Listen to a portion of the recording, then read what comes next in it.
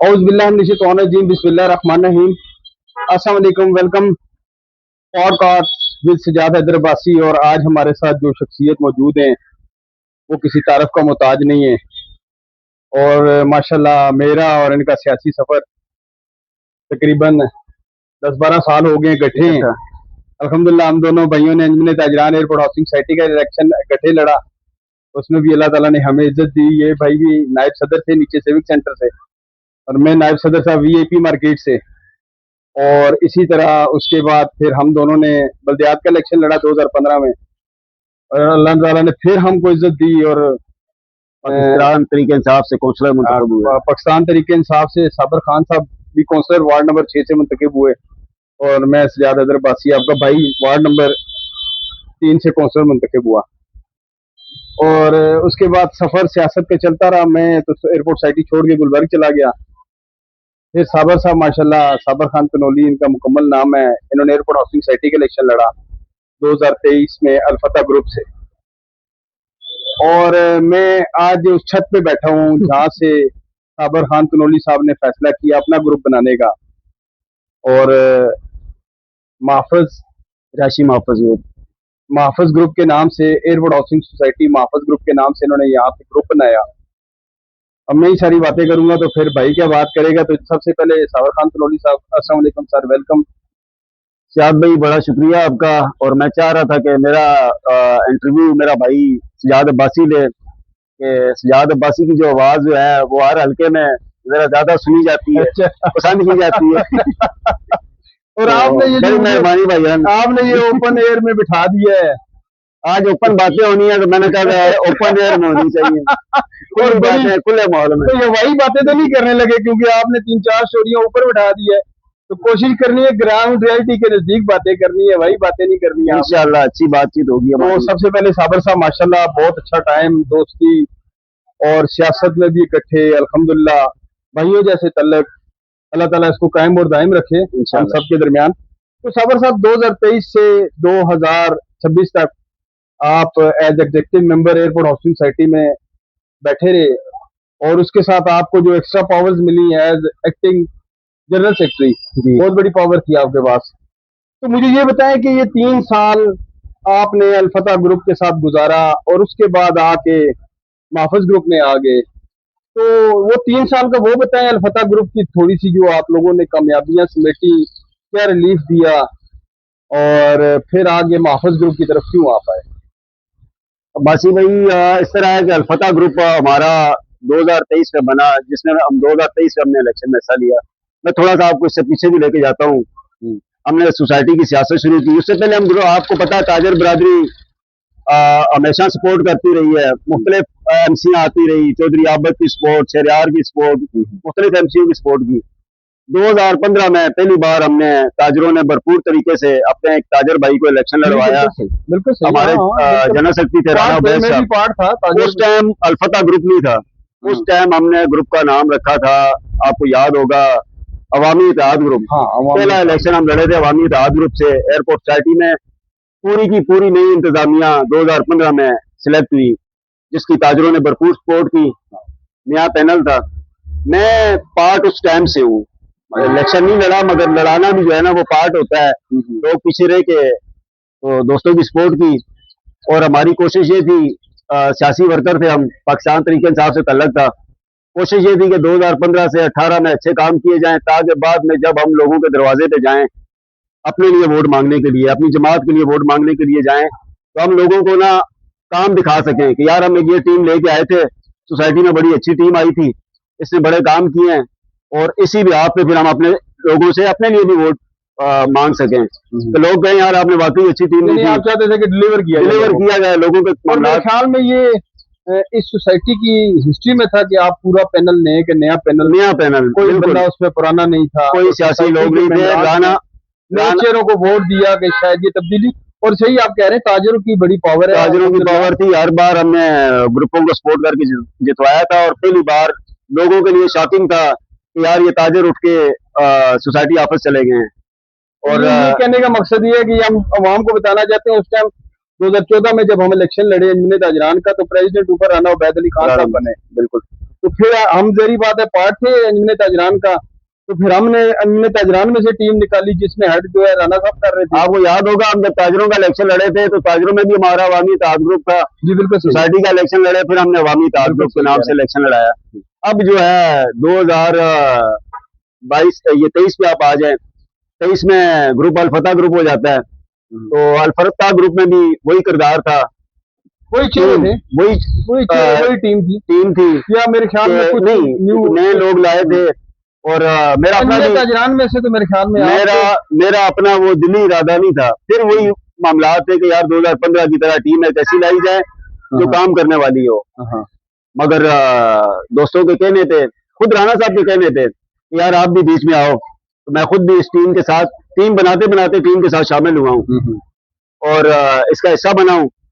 और एक बात आपने भी थोड़ी देर पहले भी की है कि यार आप एक्टिंग सेक्रेटरी भी रहे हो। एक्टिंग सेक्रेटरी उसी बंदे को दी जाती है सीट जिसमें एतमाद हो, जिसमें ट्रस्ट हो। राणा साहब के साथ जो मेरे तल्लक थे, जो ट्रस्ट था, उस ट्रस्ट की बेस पे उन्होंने मुझे दी और उसके ट्रस्ट पे पूरा भी उतरा हूँ। उनकी सीट को। वैसे राणा साहब से कितना पुराना तल्लक, कितना कोई? मैं और राणा साहब इस प्लाजे में एक साथ आए थे। हमारा मेरे ख्याल में 2003 की बात है, 23 साल हो गए, 23-24 साल हो गए हैं। और इकट्ठी सियासत, ताजरों की सियासत की, उसके बाद सोसाइटी की सियासत की और अब इस बार जो है राशिन ऑफिस ग्रुप बनाया, राणा साहब के अगेंस्ट इलेक्शन लड़ा हूँ कि अपने अपना नजरिया। तो हम आते हैं ना, आप तो गैस तो बहुत जल्दी चले गए। आपने तो अभी वो जो 3 साल गुजारे, 1000+ डेज बनते हैं, ठीक है, अब वो 1000+ दिन गुजरे तो उसका हिसाब किताब भी तो देना बाकी है ना।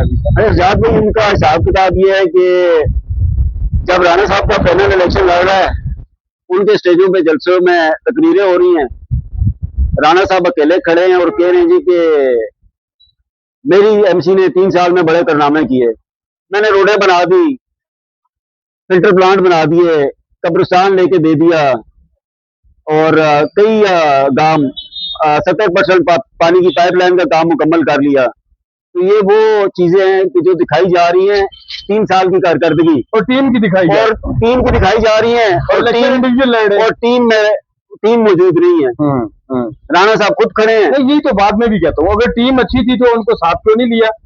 अब अगर टीम बुरी थी तो उनको पहले क्यों नहीं छोड़ा? दिखाई क्या जा रही है 3 साल की कारकर्दगी, तो कारकर्दगी टीम की बेस पे, और टीम की तरह टीम नहीं है साथ। टीम तो वो मैंने बल्कि पीछे मुझे अपनी महबूबुल्लाह खान साहब का इंटरव्यू लिया था, मैंने कहा लाइट बुझाई और उन्होंने कहा, राणा साहब ने कहा जिसने जाना है टीम से चले जाए। थोड़ी देर बाद टीम देखती रही, लाइट दोबारा आई तो राणा साहब भी चले गए। मेरे ख्याल में साहब आपने लाइट ऑन की तो पता लगा राणा साहब भी चले गए। बिल्कुल ऐसा ही है भाई। मैं सजाद भाई, मुझे अपनी कारकर्दगी बताने की जरूरत नहीं है, हमारी कारकर्दगी उन्होंने बताई है, बिल्कुल सही है, स्टेजों पे बताई है, जगह जगह बताई है और पूरी सोसाइटी के लोगों को पता है कि जो काम इन 3 साल में हुए हैं वो पीछे कई सालों में नहीं सोसाइटी में नहीं हुए। मैंने नहीं देखे इतने काम सोसाइटी में हुए हों। अब अकेले रहने लग रहे हैं, ये मैं आपको वही बात आ रहा था कि ये क्रेडिट पूरी टीम को जाता है, पूरी टीम उनके साथ बाजू बांध के खड़ी रही है। राणा साहब कहते हैं मैं 1 मैन शो, नहीं वो वन मैन आर्मी हूँ, वो तो कहते हैं मैं 1 मैन आर्मी हूँ। दलेरी बंदे में तब आती है कि जब उसके साथ उसकी फौज, उसके महाज पे लड़ने वाली फौज मजबूत हो तो बंदे में दलेरी भी आती है। ये चीजें वो पहले भी करते रहे ना, पहले भी होते ये काम। 2015 से 18 में भी इतने काम कराते वो, इतने बड़े जो इकदाम है, पानी की लाइन वाला काम है, ये 2018 में बड़ा क्रूशियल टाइम था उसका। फिर कर्नल साहब के दौर में ये काम हो जाते नहीं हुए।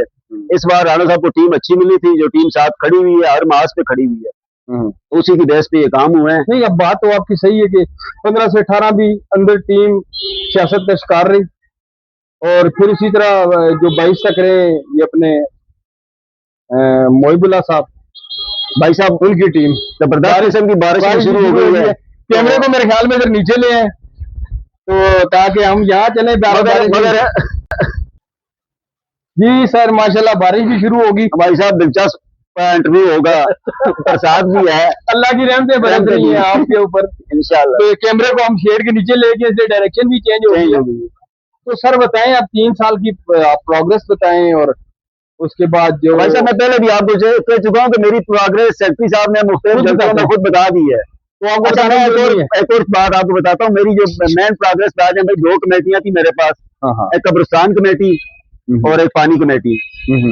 दोनों कमेटियों की प्रोग्रेस जगह जगह बताई गई है। मतलब शुरू के 3-4 माह हमने पानी भी दिया बोझों के जरिए। सेक्टर 4 के हर ब्लॉक तक पानी पहुंचाया। लोगों की लाइनों में पानी गया, गेमागेमी भी शुरू हुई कि जी पानी आना शुरू हो गया। वो चेक किया जा रहा था कि बंडर के मुकाम पर पानी की पोजीशन कितनी है, क्या सोसाइटी को पानी बंडर से पूरा कर सकते हैं। ये 4 महीने के लिए ट्राई बेसिस पे पानी दिया गया था बोजर के जरिए। पूरी सोसाइटी में हमने शुक्र अल्हम्दुलिल्लाह हर घर तक पानी पहुंचाया। अच्छा, लोगों को पानी मिला। मगर ये पानी बोझों के जरिए नहीं पूरा हो सकता था। फिर उसके बाद फैसला ये किया गया जी कि यहाँ पर पानी की पाइपलाइन डाली जाएगी। पानी की पाइपलाइन पे काम शुरू हुआ। आज हर जलसे में राणा साहब ने अपने मुंह से खुद बताया लोगों को कि 70% काम मुकम्मल हो चुका है। चलें जी, उन्होंने कुछ थोड़ा लगा के बताया होगा, 70% नहीं होगा तो 50% बाकी जब काम मुकम्मल हो चुका है, काम रुका हुआ है। और आगे आने वाली कोई भी एमसी होगी, मैं तो पहले भी कहता रहा हूँ जब इलेक्शन लड़ रहा था कि जो भी एमसी आए उसको ये प्रोजेक्ट मुकम्मल करना चाहिए कि लोगों का पैसा लग चुका है, बड़ी अमाउंट लग चुकी है और छोड़ने से नुकसान है। और कल परसों आपने मोहिबुल्ला का इंटरव्यू लिया। मोहिबुल्ला ने कहा जी कि ये तो हमारा प्रोजेक्ट था, हमने इस पे पूरी सर्वे करवाए हुए थे। ये उनके दौर में ना, एक और बात आपको मैं बताता हूँ, हमारे साथ असगर रांझा साहब जीत के आए थे उनके ग्रुप से। असगर रांझा साहब ने हमें बताया कि ये प्रोजेक्ट जब कर्नल साहब के दौर में इन्होंने असेसमेंट लगवाई थी तो ये 12 करोड़ में हो रहा था। फिजिबिलिटी जो बनाई 12 से 13 करोड़ में हो रहा था। तो अब 3 साल बाद जब हमारा टाइम आया तो ये 17-18 करोड़ पे पहुंच गया। अब अगर ये लेट हुआ है, अब जैसे हो रहा है और आगे आने वाली एमसीआं कराती है इसको मुकम्मल, तो ये 18 से 24 पे चला जाएगा, 22 पे चला जाएगा। दिन ब दिन महंगाई बढ़ती जा रही है और मजीद महंगा हो जाएगा। मगर किया जाए तो वो पाइपलाइनें सारी खराब हो जाएंगी। जरी बात है वो पड़ी। अब जिन लोगों ने इस पे एक बात बनाई हुई है तो जी हमने पानी पे नहीं, हमने तो 40,000 पे स्टे लिया हुआ है। यार आपने जिस पे भी स्टे लिया हुआ है, आप दोनों जमातें सोसाइटी के लोगों की इफलाह के लिए आ रहे हैं। आप एक स्टेप पीछे हो जाए ना। आप नहीं, अब आप बयान जी हम 40,000 वाले स्टेप से पीछे होते हैं। लोगों की मर्जी पे छोड़ देना। लोगों की भाई आप पीछे हो, आप कहें जी हमने 40,000 से भी हटा लिया है, प्रोजेक्ट मुकम्मल होना चाहिए। अब लोग शऊर रखते हैं, लोगों को समझ है कि यार हमने 40,000 देना है नहीं देना है, मगर जो इंतजामिया बैठी होगी उसका बहाना खत्म हो जाएगा। तो यार चलो स्टे वापस हो गया है, अब वो क्या करेंगे, वो लोगों के पास जाएंगे, अपना इत्मीनान बहाल करेंगे। अब आजी साहब हम ये करने लगे हैं, हम ये कर रहे हैं, लाइन इधर पहुंच गई है, दिखाएंगे। अगर आप उनसे इत्मीनान करेंगे तो आप 40,000 के बजाय हो सकता है 50,000 रुपए दे दें। यार हमारी स्टडी का काम होने मेंबर्स ने आपके अंदाजे में पैसे दिए होंगे? स्टार्टिंग में बड़ा अच्छा लोगों ने पैसे देना शुरू कर दिए थे। 10-20% लोगों ने दिए। नहीं, बड़ी तेजी से दे रहे थे लोग। ये हमने कोई 2-2.5 माह में ना ठेकेदार को 2 करोड़ और 51 लाख की पेमेंट दी है। और इसमें लोगों ने ना बड़े खुले दिल से काम नजर आ रहा था, लोग मौके पे जा रहे थे, सर्वे हो रहे थे। लेकिन आपने जो वो साइड पे काम किया वो लोगों को आप डिलीवर नहीं कर सके, लोगों को प्रॉपर डिलीवरी में इस तरह आ गया, मतलब साहब लोगों को दिखा नहीं सके। मैं भी अब सोशल मीडिया पे होता हूँ, मुझे कोई सोशल मीडिया से ऐसी एक्टिविटी आपकी वहाँ पे नजर नहीं आई। 2 दफा कोई दुआ के फीते जो नहीं, बड़ा जबरदस्त तरीके से दिखाया गया था, बल्कि यहाँ से लोगों को ले जाया भी गया था। बड़े बड़े एंकर गए, उन्होंने व्लॉग भी किए जी। अच्छा है कि आप लोगों को दिखा नहीं सके, उतना मैं भी उस प्रोजेक्ट से अवेयर नहीं हो सका। मैं आपको बताता हूँ, हमने काम शुरू करवाया था वो यहाँ से सिविक सेंटर से। पहले ठेकेदार ने यहाँ से काम शुरू किया। लोगों ने कहा यार ये तो एमए ड्रामा है, पीछे जगह ली हुई नहीं है, ये तो एमए फिल्म चल रही है, ये तो एमए पैसे इकट्ठा करने के लिए काम हो रहा है। फिर हमने यहाँ से काम रोका और मेन जगह से काम शुरू करवाया। और उस पे पूरे लोगों ने इंटरव्यू किए, व्लॉग बने, यहाँ से लोग आके रुके आप। उसकी असल में पाइपलाइन काफी जगहों पे बिछा दी गई है। कुछ बीच में जो मेन पॉइंट है, कहीं पे नाला है, कहीं पे रेलवे की क्रॉसिंग है, कहीं पे पुल है, जहाँ पे कैसिंग मतलब हर्डल्स बहुत थी ना।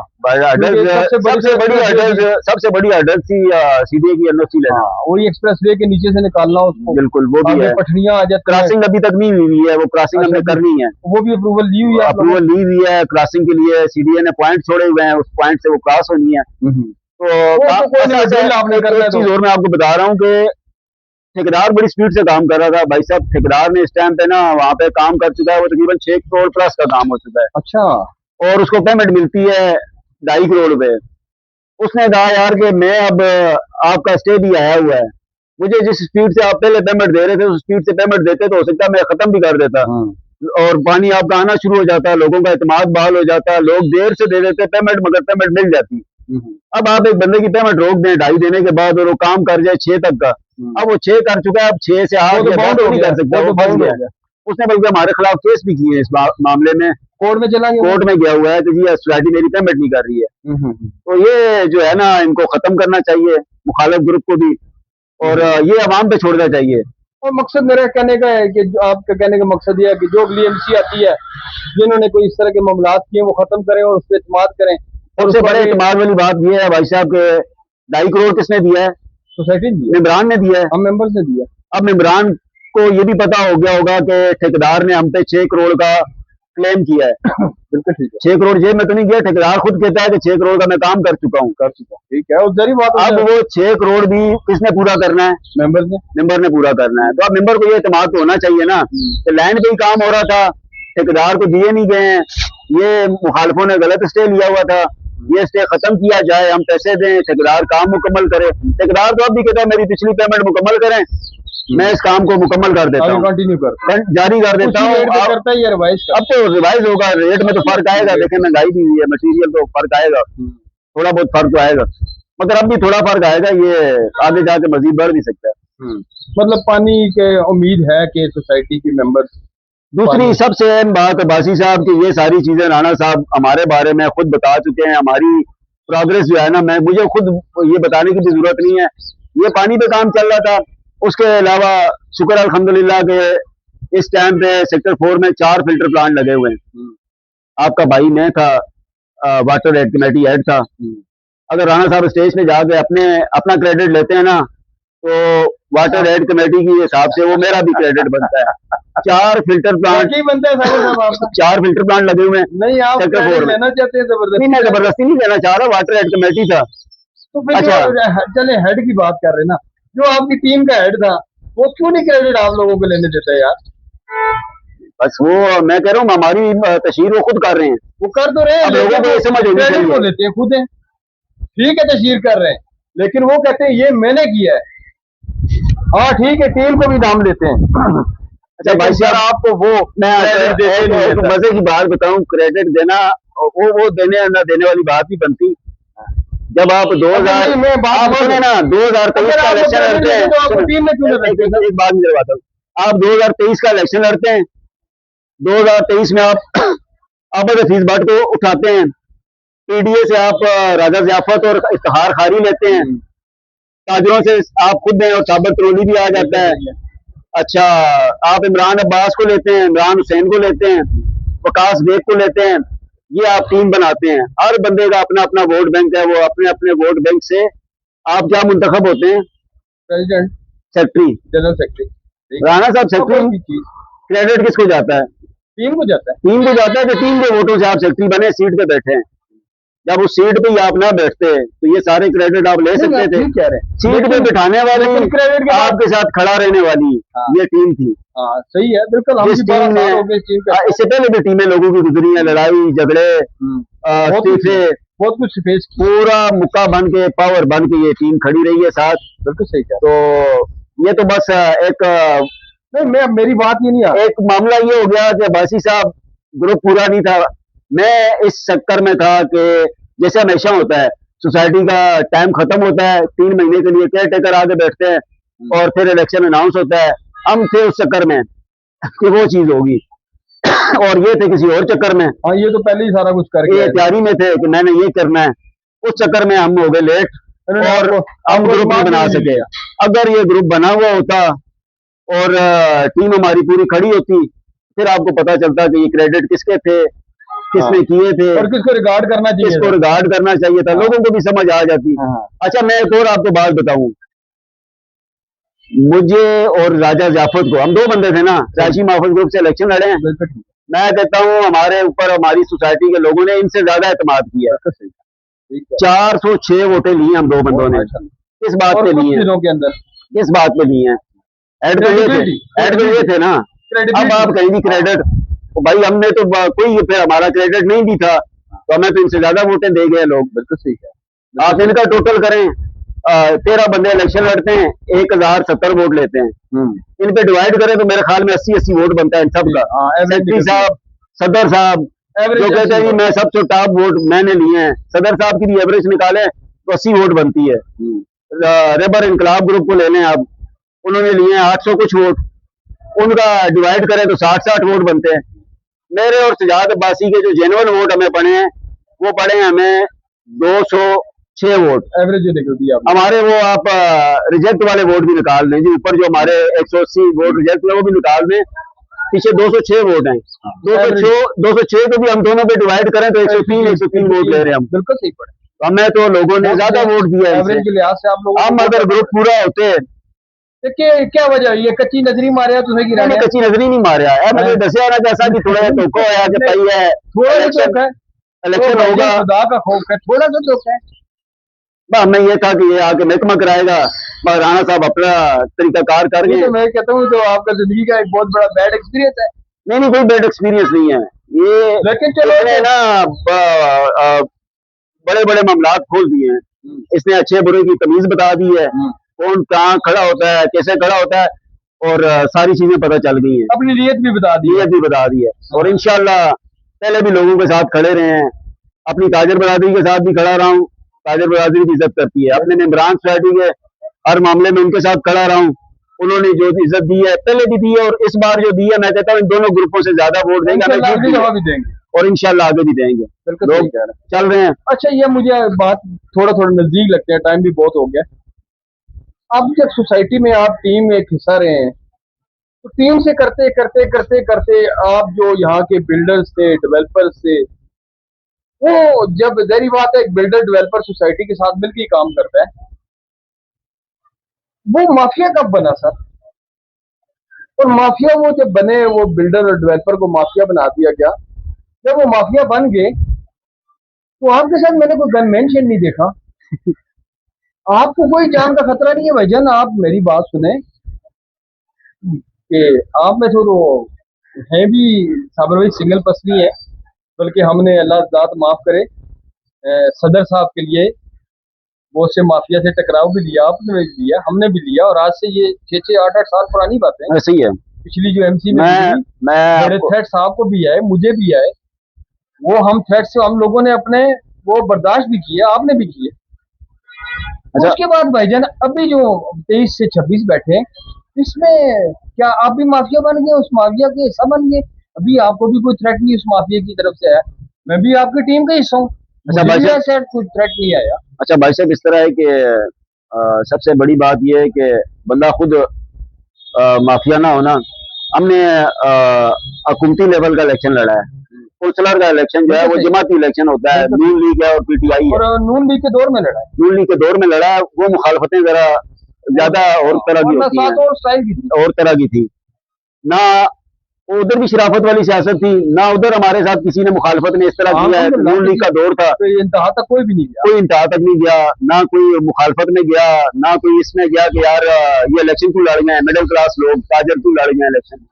तो हमें तो किसी ने थ्रेट भी नहीं किया। इसी चौक में बैठता हूँ, इधर ही रहता हूँ, और यही बच्चे पढ़ रहे हैं अल्हम्दुलिल्लाह, इसलिए कि ना हम खुद माफिया हैं तो ना किसी माफिया का खौफ है। बंदा खुद माफिया ना होना तो कोई माफिया नहीं है।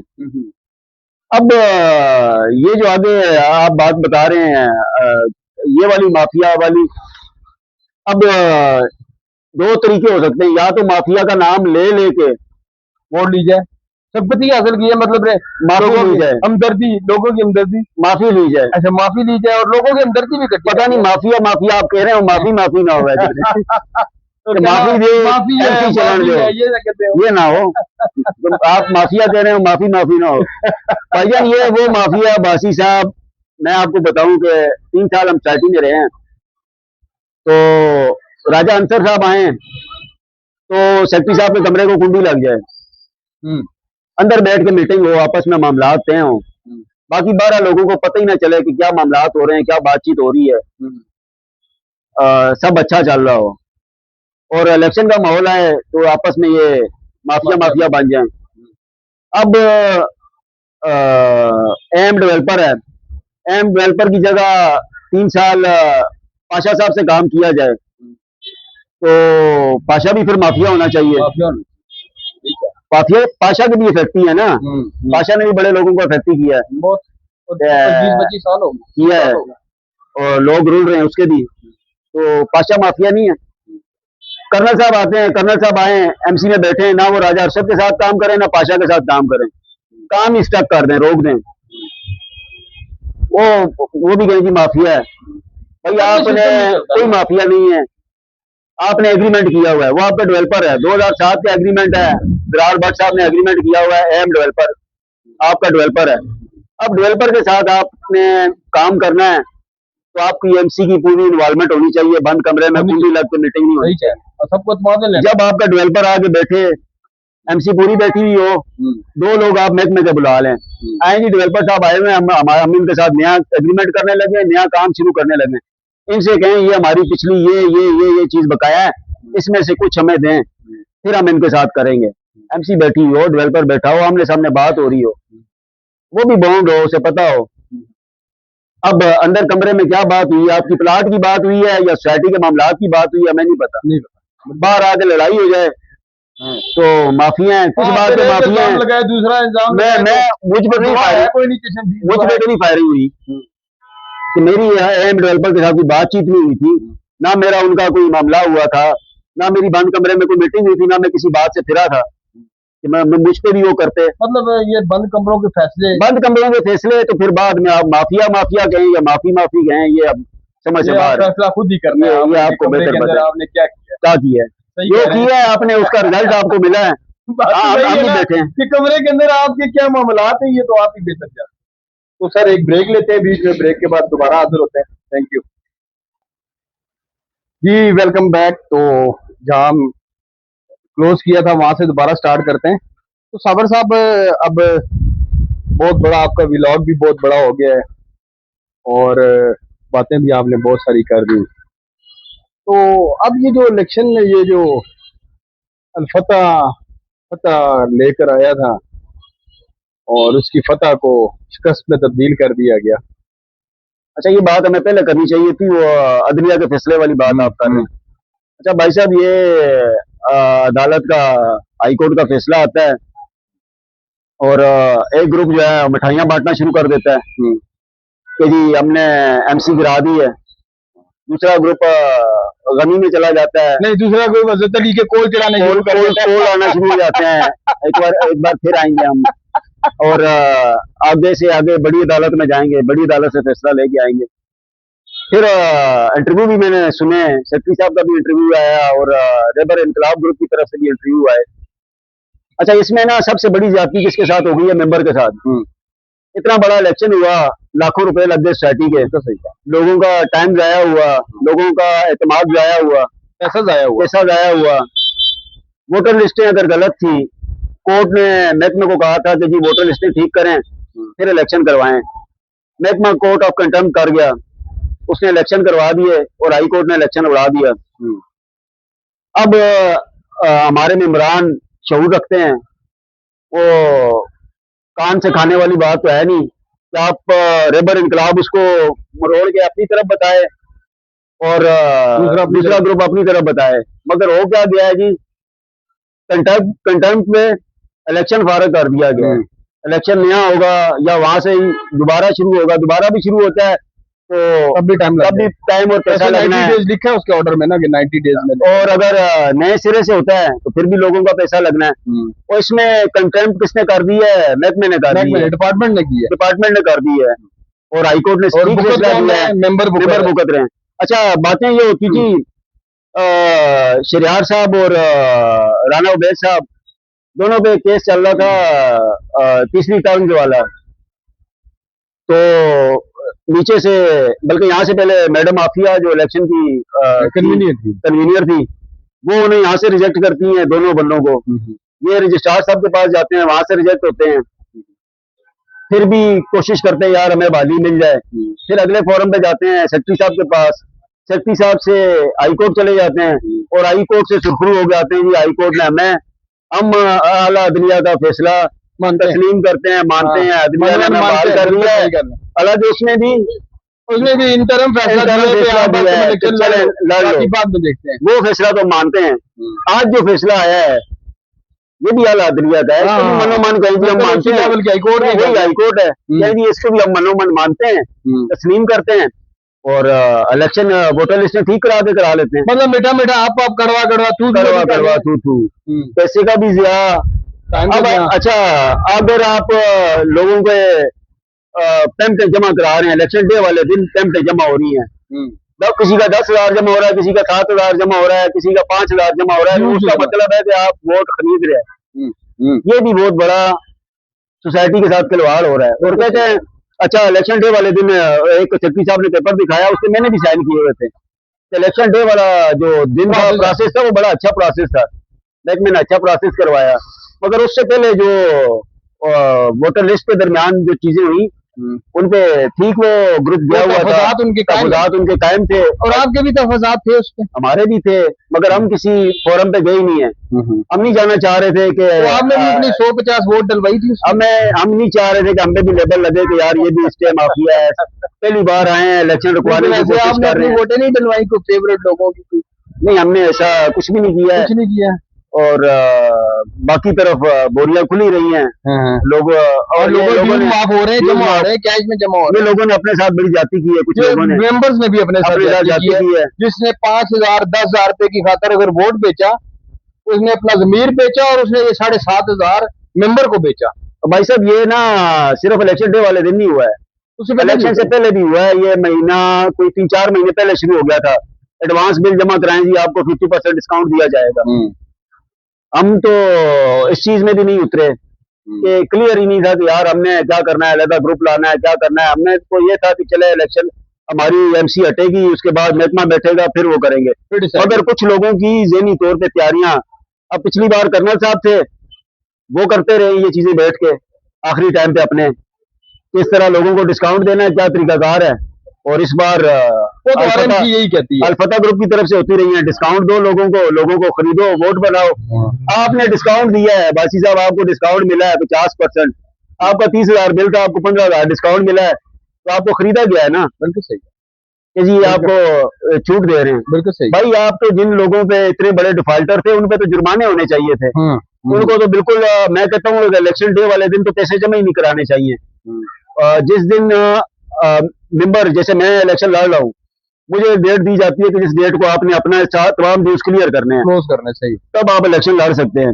वही डेट दी जाए मेंबर को कि आपके ड्यूज क्लियर होंगे तो आप वोट डाल सकेंगे। इलेक्शन डे वाले दिन तो पैसे लेने वाला जो है ना, अगर उस टाइम पैसे क्लियर कराता है तो वो भी मेंबर भी जिम्मेवारी अपना जिम्मेदार शो करता है जी। मैं अपना 2.5 लाख जमा करा के मैं वोट पाना, मैं साबर कनौली से, मैं शरियार से, या मैं राणा उबैद से इतनी मोहब्बत करता हूँ कि मैंने उसकी खातर 2.5 लाख रुपया जमा करा दिया, फिर मजा है ना। हाँ, ये मैं सोसाइटी से मोहब्बत करता हूँ कि यार मैं देखूंगा जो अच्छा बुरा है मैं उसको वोट दे सकूं, लेकिन मैं सोसाइटी के साथ इसमें महकमे का बड़ा रोल है। महकमे को जो है ना ये चीज नहीं करनी चाहिए थी, और कर गया है। असल में कंटेम्प्ट तो हाईकोर्ट ने महकमे पे डाली हुई है ना, इसका जवाब तो महकमे ने। हाँ, वो तो सही, पार्टी वही है जी, पार्टी वो है, और तो पार्टी है नहीं।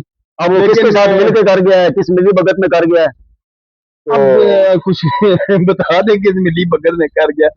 जाहिर बात है वो लोगों को पता है किस मिली भगत में कर गया। साबर साहब आप भी बता दें। मैंने तो बता दिया है कि आखिरी टाइम पे आप डिस्काउंट दे रहे हैं। डिस्काउंट किसने दिए हैं? ठीक है, हाँ, सिटिंग जिसके पास पावर सिटिंग, तो उसने डिस्काउंट दिया। भाई मेरे पास तो लोग अब उनके जहन में ये था कि यार शायद साबर वोट ले लेगा इस चक्कर में। मेरे पास तो कई वोटर ऐसे आए हैं, आखिरी लास्ट टाइम की आपको बात बता रहा हूँ, जिन दिनों में ऐसा था कि यार हमें नहीं लिया जा रहा ग्रुप में। ये बातें कोई हफ्ता 2 हफ्ते पहले शुरू हो गई थी। मेरे पास एक दोस्त आता है बासी साहब मार्केट का, मुझे आगे बिल देता है, कुछ 17,000 का बिल था, कहता है साबर भाई डिस्काउंट करा दो। मैंने उससे बिल लिया, मैंने कहा भाई ये काम कर, ये राणा साहब के 2 चाहने वाले हैं, राणा साहब ने तैयार किए हुए अपने साथ इलेक्शन लड़ाने के लिए। अगला इलेक्शन मेरा कोई पता नहीं है, मैं जाऊंगा अंदर, पता नहीं तुझे उस तरह का डिस्काउंट ना मिले। ये उनके जरिए वाया उनके जा वो पसंदीदा बिल ही वो पूरा माफ हो जाए। तो ऐसा हुआ है, लोगों ने पूरे माफ भी करवाए हैं, और लोगों के बिल जेबों से भी भरे गए हैं। तो ऐसा लगा कि इलेक्शन लड़ा गया। अब आखिरी बात करते हैं। आखिरी बात नहीं है, एक और बात बीच में मैं करता हूँ कि सबसे पहले मेंबरान को अपने अंदर से खौफ निकालना होगा। ठीक है, खौफ निकाल के वोट के लिए आना होगा, दिलेरी से आना होगा। और दूसरी बात, और वोट की पावर को समझना होगा। एक चीज और करनी होगी, अपना जो कंफर्ट जोन बनाया हुआ है ना, तो यार मैं तो टैंकर डलवा सकता हूँ, हाँ मैं पावर है मेरे, मैं तो अपना गार्ड भी खड़ा कर सकता हूँ, मैं तो बैठे हुए सेक्रेटरी को फोन मारूं तो मैं झाड़ू वाला भी बुला सकता हूँ, वो कंफर्ट जोन से बाहर साफ करवा सकता हूँ, करवा सकता है। इस चीजों से भी बाहर आना होगा, इज्तिमाई सोच में जाना, इज्तिमाई सोच में जाए कि यार सारे लोग ये चीज नहीं कर सकते, हर बंदा टैंकर नहीं डलवा सकता, साबर नहीं डलवा सकता, साबर के लिए बाकी लोगों के लिए सोचे, मजलूम और कमजोर लोगों के साथ खड़े हों, खौफ निकालें और कंफर्ट जोन से बाहर आए। ठीक नहीं, अब आखिरी चीज जो मैं इंशाल्लाह नेक्स्ट व्लॉग भी करेंगे, उसमें जब इलेक्शन आएंगे तो फिर आपके साथ बैठेंगे। आपका ग्रुप कहाँ स्टैंड कर रहा है? मेंबर ये जानना चाहता है कि आपने ग्रुप क्यों बनाया, अभी मौजूदा कहाँ स्टैंड कर रहा है, और अगर इलेक्शन रीशेड्यूल होते हैं तो आप कितनी पावर के साथ आएंगे, कितनी सीट्स के साथ आएंगे, और आप आगे क्या लाए अमल है रिहायशी मुहाफ़िज़ ग्रुप का। और मैं बड़ी खुशी की बात है कि आप एक तीसरे ग्रुप के तौर इंट्रोड्यूस हुए, और बहुत अच्छा हुआ है कि दो ग्रुपों की जो मोनोपोली है वो खत्म होगी, एक तीसरा ग्रुप भी बीच में कंटेस्ट करने के लिए है, ये बहुत अच्छी बात है। तो ये मेंबरान्स को बताएं आप। सियाद भाई, मेरी और आपकी सियासत इकट्ठी है, यही बात, इकट्ठा हमने टाइम गुजारा है, और एक सियासी जमात के वर्कर भी है, और हमने ना ये ग्रुप बनाए हैं, लोगों के ग्रुप बनाए हैं। मैं आपको बता रहा हूँ ना कि पहला इलेक्शन राणा साहब लड़ते हैं अवामी इत्तेहाद ग्रुप से, दूसरा अल्फता ग्रुप से, मैं खुद काउंसलर का इलेक्शन लड़ा, तो ये चीजें हमने खुद अपने हाथों से बनाई हैं। तो अब हमारे राय जुदा हुई हैं, तो अब आपको मजा आएगा। ये आपने दो बंदों के इलेक्शन से देख लिया होगा, 20 दिन का टाइम, दो बंदे इलेक्शन लड़ रहे हैं, नया ग्रुप राशि मुहाफ़िज़ ग्रुप बनाया है, और लोगों ने उन दोनों ग्रुपों से ज्यादा वोट दे दिया। इंशाअल्लाह पूरा ग्रुप होगा, और राशि मुहाफ़िज़ ग्रुप ऐसा ग्रुप नहीं होगा कि ये सोसाइटी में हम हार जाएं, या सोसाइटी में साल इलेक्शन ही ना हो, तो इस तरह की चीजें भी हो जाती है ना, साल के टेकर बैठ जाएं। तो रिहायशी मुहाफ़िज़ ग्रुप उसके अलावा भी लोगों को नजर आएगा। ठीक है, मतलब हमने बनाया करेंगे, हमने इसके लिए नहीं बनाया कि यार हमने इलेक्शन लड़ना है, इलेक्शन लड़ने के लिए बना दिया है। इसकी चीजें लोगों को नजर आना शुरू होगी अगर रिहायशी मुहाफ़िज़ ग्रुप ना हर मसले के लिए सोसाइटी के, हम जो बाकी छोटे मोटे काम है ना, वो हम अपने तौर पे, ना MC मौजूद हो और इधर महकमा भी बैठा हुआ हो, तो हम अपने तौर पे करा सकते हैं, लोग खुद कर सकते हैं। कमेटियां बनी हो, मोहल्ले की सतह पे कमेटियां हो, लोगों का गठजोड़ हो आपस में, आप गटरों के ढक्कन है, आप सिक्योरिटी का निजाम है, सफाई का निजाम है, पार्क बेहतर करने हैं, तो आप लोगों से खुद अपने तौर पे भी ऐसा डाल के ये सारी चीजें कर सकते हैं।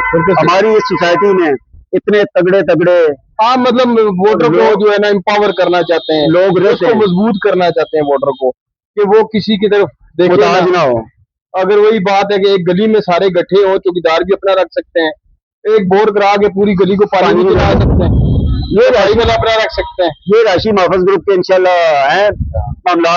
अब एक हमारी कब्रिस्तान में एक कब्र आप लेने जाए ना, तो उसके चार्जेस जो कब्रिस्तान का गोरकन ले रहा है, हमारे टाइम में वो 35,000 थे, अब वो 37,500 रुपए, उसमें कब्र 37,500 रुपया मेंबर के घर में पोतली होती है, वो जाके गोरकन को देता है, फिर कब्र तैयार होती है। आप मतलब एक वेलफेयर सेटअप हो, और अपने मेंबरान के लिए हम ये चीजें खुद से कर लें। ठीक है, मैं अपने रिहायशी मुहाफ़िज़ ग्रुप से पूरा प्रोग्राम है इंशाल्लाह, एक हम मेंबरशिप शुरू कर रहे हैं, मेंबर साजी का प्रोग्राम शुरू कर रहे हैं, लोगों को मेंबर बनाएंगे ताकि इस तरह के मामला पावर करेंगे। पोतगी हो जाती है, आपने डेथ बॉडी किसी ने कश्मीर लेके जानी है, किसी ने बावलपुर लेके जानी है, उसको एम्बुलेंस करा के दे दें। छोटे मोटे सोसाइटी के छोटे काम इंडिविजुअल काम करना, उन्हें लाख लगाना है, वही आप 1000 बंदा हो तो 1-1 रुपया भी लगाए, तो आप 5-5 रुपए लगाए तो उसका काम हो जाता है, जबकि 5 रुपए किसी बंदे के लिए अहमियत नहीं रखते हैं। आप सही कह रहे हैं, इज्तिमाई कोशिश की जाए, इज्तिमाई अगर यूनिटी के साथ एक वेलफेयर का सेटअप बनाया जाए, तो जो ग्रुप इसलिए ना हो कि मैंने इलेक्शन ही लड़ना है, वो इलेक्शन हो या ना, आप ऐसे रफाई इदारा क्यों नहीं खोल लेते साबर साहब? नहीं, ये बिल्कुल ये वासी साहब जो हमने चेंज, लेकिन भाईजान हर बंदा चलता नहीं है ना, ये चेंज किया है ना, ये मजा आएगा, आगे इलेक्शन लड़ने वालों को पता चलेगा कि यार ये कर क्या रहे हैं। रिहायशी मुहाफ़िज़ ग्रुप ने ये तरीकाकार क्या वैसे भी वो खौफजदा है कि रहायशी मुहाफिज ग्रुप पता नहीं क्या करेगा। वो नहीं, वो तो कहते हैं कि यार वो पता नहीं कौन सा ग्रुप है, तीसरे ग्रुप का तो नाम ही नहीं याद है। हाँ वो मैंने देखा है, वो कौन सा था तीसरा ग्रुप, वो जो कह रहे थे तो 3 बंदे उनके लड़ना चाह रहे हैं, तो वो ग्रुप का नाम अभी ज़हन में है, अभी याद नहीं आ रहा। मुझे याद है जरा जरा तुम्हें याद हो कि ना याद हो, ये राणा साहब के लिए बिल्कुल है, ये याद है। राणा साहब मैं भी बैठा हूँ, साबर साहब भी बैठे, बल्कि कहूंगा हमें याद है, जरा जरा तुम्हें याद हो कि ना याद हो, तो खुदा का खौफ खाए हम वही है। आने वाला इलेक्शन आएगा और इनको पता चलेगा। तो कल आप आने वाले इलेक्शन में फतह में तो नहीं होंगे? नहीं बिल्कुल अपना ना वो आपको फतह करने साबर साहब रहायशी मुहाफिज ग्रुप होगा, कलम का निशान होगा, देख ले, ये ना हो आपको वो फतह कर ले। अच्छा ये मैंने पिछले इलेक्शन में भी बात की थी, मैं कहा हो सकता है कि अगला इलेक्शन वो हमारे ग्रुप से लड़ लें, कोई भी लड़ ले, हो सकता है वैसे उनको अगर आपकी तो वही चीज जो आपको ऑफर की थी उन्होंने अपने ग्रुप में, मेन तलवार लटक रही है उनपे तीसरी टर्म्स वाली, उससे क्लियर हो जाएं तो देखते हैं फिर उसके बाद। मगर रहायशी मुहाफिज ग्रुप अपना पूरा पैनल लेके आएगा, लोग इत्मीनान करेंगे, लोगों के साथ खड़े होंगे, लोगों के काम आएंगे और बताएंगे कि सोसाइटी में काम किस तरह होते हैं। सारे काम अब्बासी साहब होने वाले हैं, बंडर का प्रोजेक्ट होने वाला प्रोजेक्ट है, मगर मैं एक बात पहले भी की है कि लोगों को खौफ खत्म करना पड़ेगा, अपना कंफर्ट जोन से बाहर आना पड़ेगा, ये होने वाला काम है, और एक दूसरे के एहसास करना पड़ेगा, लोग खुद आगे आएंगे तो हर काम होता है। कोई माफिया भी नहीं है यहाँ पे सोसाइटी में अल्हम्दुलिल्लाह, और कोई इतना चालाक भी नहीं है, कि चालाकियां भी थोड़ी टाइम के लिए होती हैं, कुछ टाइम के लिए चलती हैं, हर बार नहीं चलती हैं। तो लोग सबको देख चुके हैं और रेबर इनकलाब ग्रुप को भी लोग देख चुके हैं, जो स्टे लेते रहे हैं, जो काम में रोड़े अटकाते रहे हैं।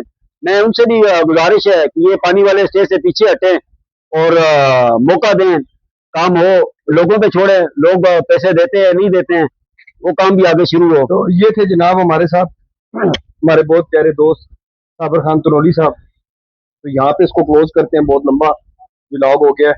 इंशाल्लाह भाई के मुताबिक पिक्चर अभी बाकी है, तो ये जो एक सीन था, आगे सीन जब इलेक्शन अनाउंस होते हैं तो फिर साबर साहब के साथ बैठेंगे, फिर आपको और फर्दर मालूमात देंगे।